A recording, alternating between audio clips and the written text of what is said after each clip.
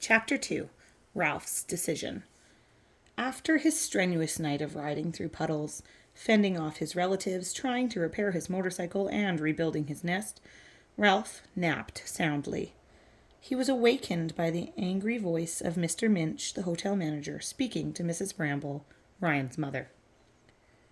"Look at that floor," Mr. Minch was saying. "Disgraceful." "It certainly needs a good cleaning," agreed Mrs. Bramble. "Where's Matt?" demanded Mr. Minch. "Keeping this lobby clean is his responsibility."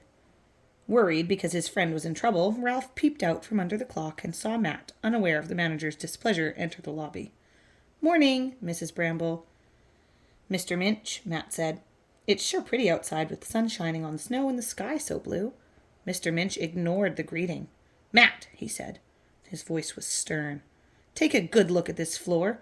Dried mud on the linoleum. Mouse droppings all over the place. It's a disgrace. And the whole lobby smells, well, mousy." "That's funny," thought Ralph. "I can't smell a thing." Matt looked at the floor. "Well, I'll be jiggered," he said. "How do you suppose that happened? It looked clean enough last night." "Liar," thought Ralph with affection. He knew Matt would never say a bad word against mice. "Never mind how it happened," said Mr. Minch. "Exactly what do you plan to do about it?" "Now take it easy, Mr. Minch," said Matt. "I'll have this place cleaned up in no time." "See that you do," said Mr. Minch. "This may not be a first-class hotel, but there's no excuse for a dirty lobby. I realize that late arrivals often leave muddy floors, but mouse droppings? If I continue to find signs of mice, I shall have to let you go."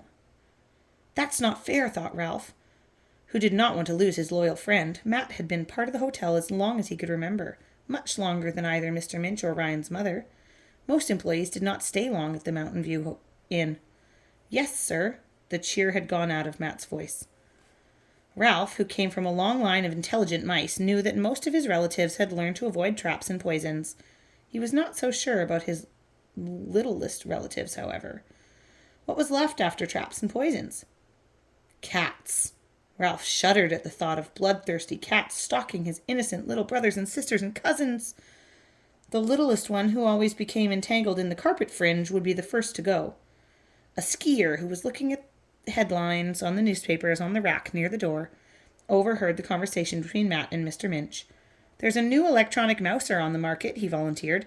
"It makes a noise only mice can hear and drives them out of the building in a hurry."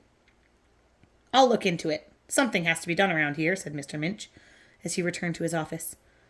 Ralph shuddered at the thought of an electronic mouse sending his family screaming into the snow to freeze to death. Mrs. Bramble wanted to say something pleasant to Matt after the unhappy incident. "One good thing about the ski crowd," she remarked. "They may track in snow, but they don't bother to drip dry a lot of clothes and clutter up the bathrooms."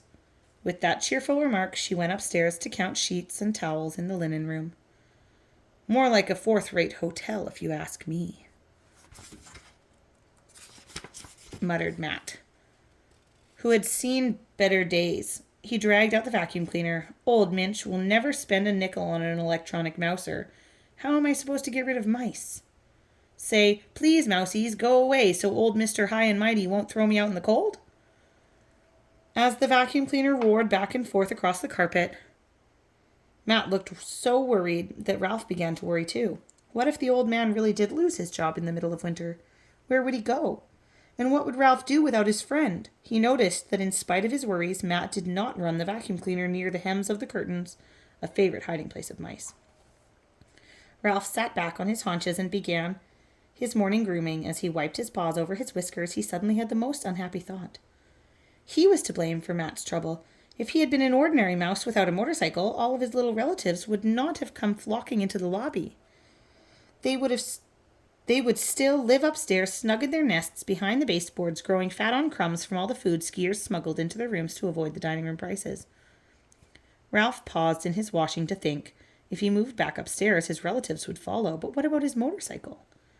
He couldn't leap up a flight of stairs with it. Neither could he leave it behind. Never. If he left it behind, some of his older cousins would grab it and stay in the lobby, at least until they wore it out or wrecked it. and the younger relatives would stay too. What was Ralph to do? He was still turning over his problem in his mind when the clock above him ground and groaned and managed to bring out 8 bongs. Right on schedule, Ryan came running into the lobby, warmly dressed to go to that mysterious place known as school. He was carrying his books and lunch in a backpack. Ralph admired his waffle stompers. The muddy floor caught Ryan's attention. He studied the mud, and when Matt left to fetch a mop, he got down on the floor in front of the clock and pressed his cheek against the floor so that he could speak to Ralph.